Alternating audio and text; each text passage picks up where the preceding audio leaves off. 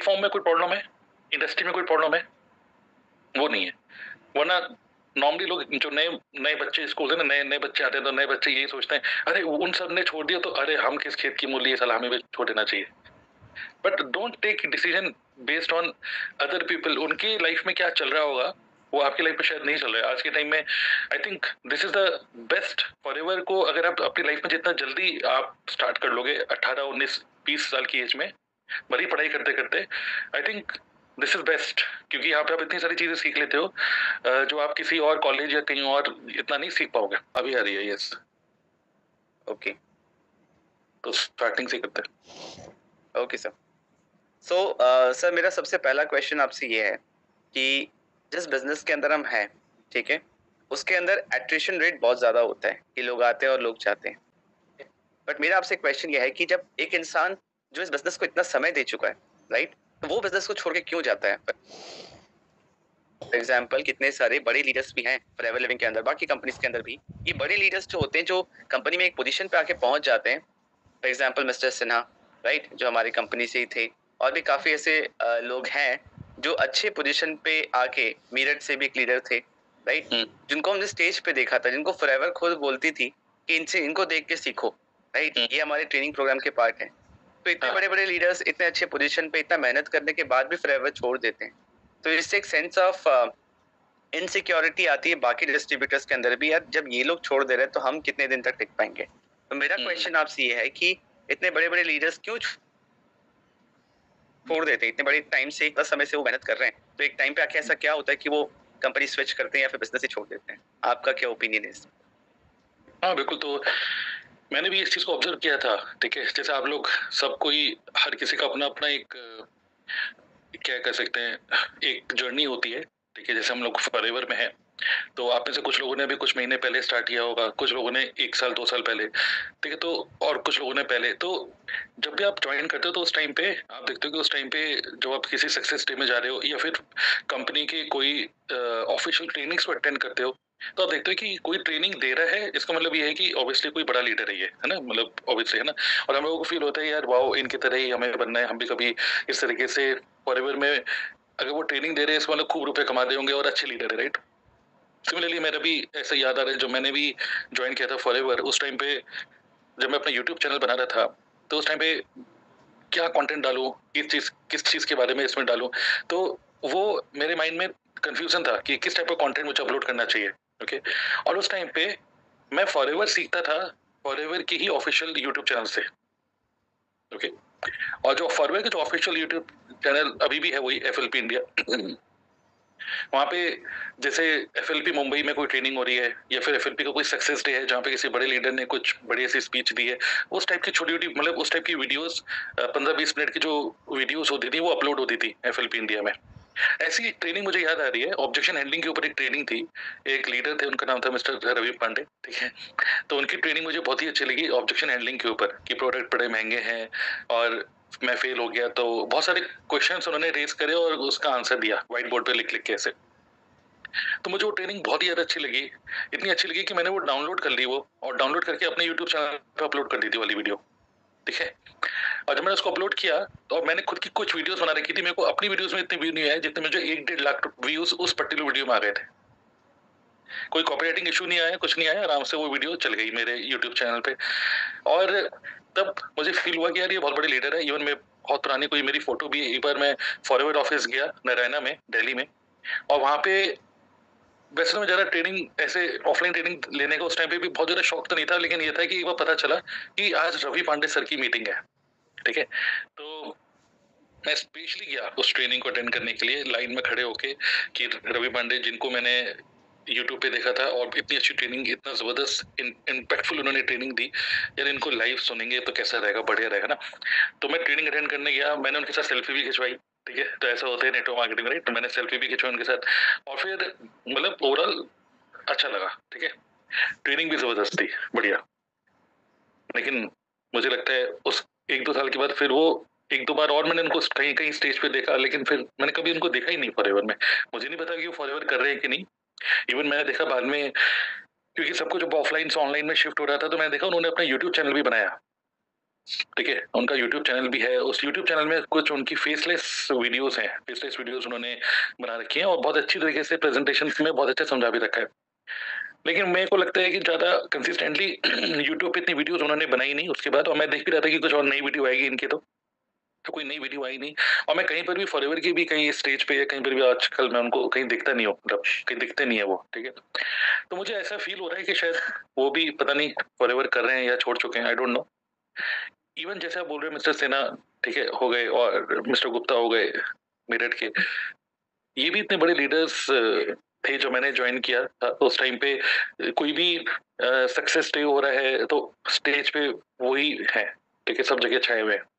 या फिर कोई ग्लोबल रैली हो रही है, ईगल मैनेजर रिट्रीट हो रही है, इंटरनेशनल ट्रैवल हो रहा है, सब जगह मतलब जो ग्लिम्स नहीं आती है एक ट्रेलर टाइप का जो वहां से आ जाते हैं, तो फिर है ना पूरा ग्लिम्स ग्लिम्स ऑफ दिस, तो उसमें मैं देखता हूँ सब जगह वो दोनों हुआ हुआ करते थे, राइट।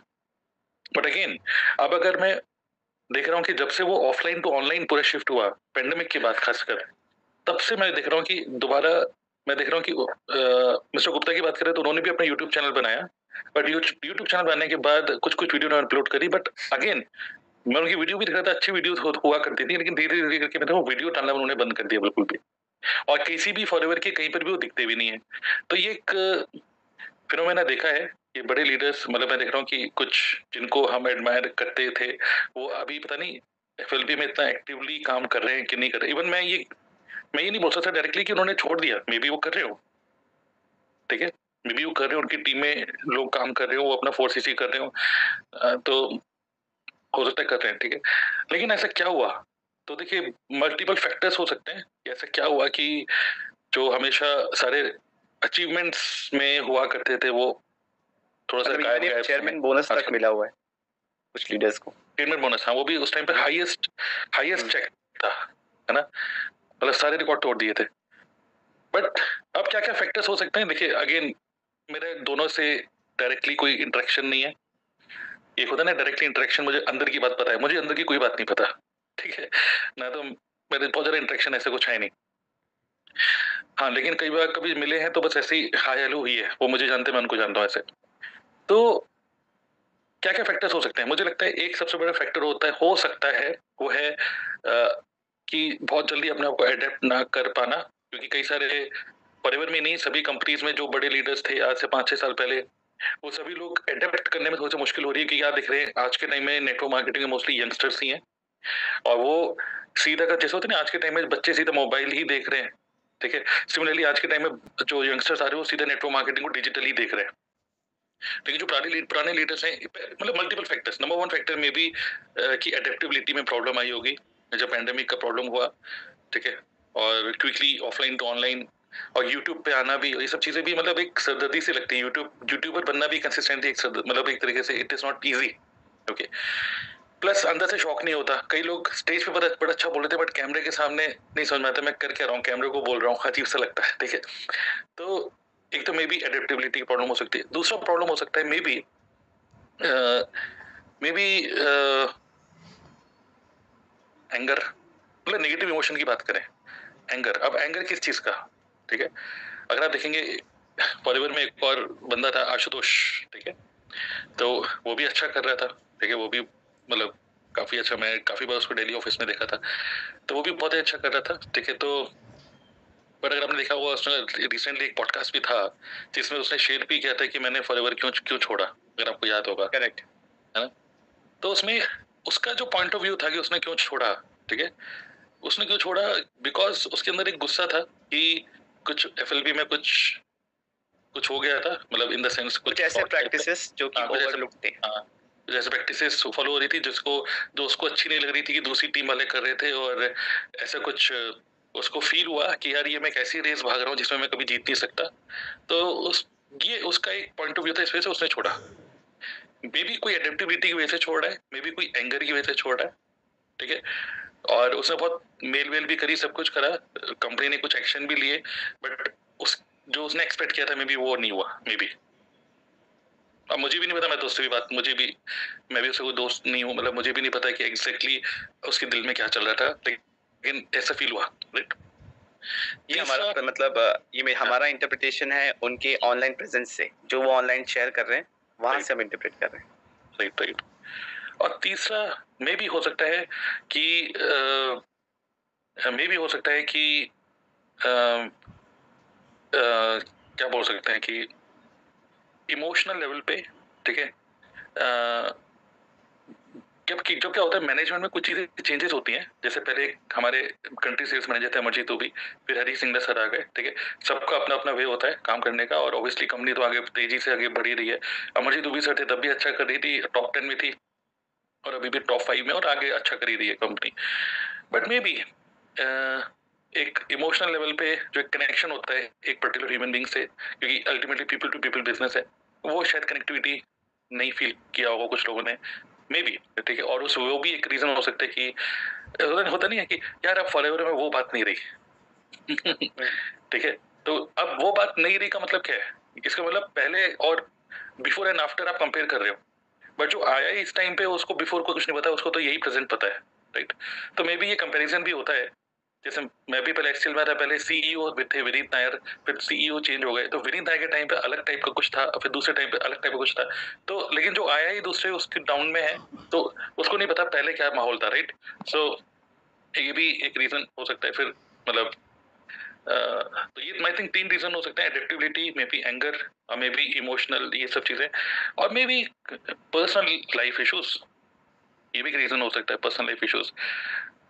मुझे नहीं पता, but may B mister Sinha may be उनका कुछ, मुझे नहीं पता, बट मे बी कुछ हेल्थ इश्यूज हो गए थे, कुछ थे, हेल्थ चैलेंजेस थे। हाँ कुछ हेल्थ चैलेंजेस थे, जिसकी वजह से मे बी वो कुछ टाइम तक इनएक्टिव हो गए होंगे अपनी अपने बिजनेस में, और वो इनएक्टिविटी की वजह से मे बी नीचे का जो प्रोडक्टिविटी एक्सपेक्टेड थी टीम से वो इतना नहीं आ पाई, और कुछ लोग मे बी बिखर गए, टूट गए मे बी।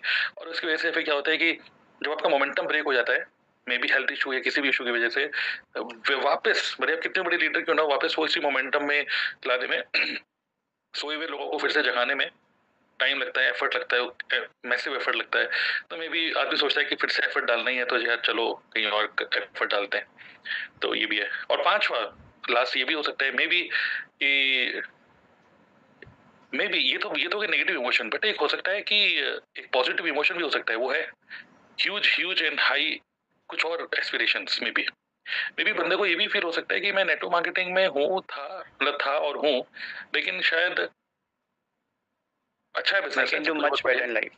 हाँ लेकिन ऑलरेडी मैं वही बोल रहा हूँ कि ऑलरेडी अच्छा ही है, क्योंकि कोई नेटवर्क का सुन रहा होगा वो बोलता है कि हाँ मुझे भी ऐसा लगता है मैं कुछ और अच्छा कर सकता हूँ। नहीं, ऑलरेडी अच्छा है, ठीक है। ऑलरेडी अगर आपको कुछ और कुछ करना है तो वो यूट्यूबर बन जाओ, कंटेंट क्रिएटर बन जाओ, और यहीं पर इम्प्लीमेंट कर दो, क्योंकि हाई लेवरेज बिजनेस है, ठीक है। But may be inner calling आई होगी कि नहीं नहीं नहीं, मुझे तो ये नहीं, I I can not work with people, ठीक है। मे बी लोगों के साथ काम कर करके मैं परेशान सा हो गया हूँ, ठीक है। और मतलब आई वांट टू, आज के टाइम बहुत चल रहा है, I want to become a solopreneur, okay. तो कई मैंने देखे हैं कोचेस, कई अलग अलग इन्फ्लुएंसर्स, जो लोगों ने नेटवर्क मार्केटिंग करी थी, बहुत कुछ सीखने को मिला, सब कुछ, and now they are solopreneurs, they have started something of their own. तो मे बी ये एस्पिरेशंस भी हो सकती है, negative emotion and positive emotion, ये सब रीजन हो सकते हैं, और पर्सनल इश्यूज भी हो सकते हैं, मे बी इसकी वजह से ये सब चीजें होती हैं। बट क्या इसका मतलब, ओके, तो जितना जल्दी आपकी लाइफ में आ जाए उतना अच्छा है। तो ये सब है कि मतलब आई थिंक यही मेरा सब पॉइंट ऑफ व्यू है। Okay, very nice sir. और हाँ, इससे काफी मतलब वो इंसान जो सुन रहा है इस चीज को, राइट, कि ट्रैवल करे कि नहीं करे, और जहाँ पे उसका इमोशन डगमगाया कि इस प्लेटफॉर्म में कोई प्रॉब्लम तो नहीं है, इन पॉइंट्स को सुन के शायद उनके मन में एक सेंस ऑफ रिलीफ आया होगा कि हाँ, ये इस तरीके से मैंने नहीं सोचा था, है ना, ये रीजंस हो सकते हैं। एंड जैसे आप बताते हैं, there is not but there is very few business problems, there are more life problems, right, जो बिजनेस पर रिफ्लेक्ट करते हैं। तो मे बी उनमें से कोई रीजंस रहा हो।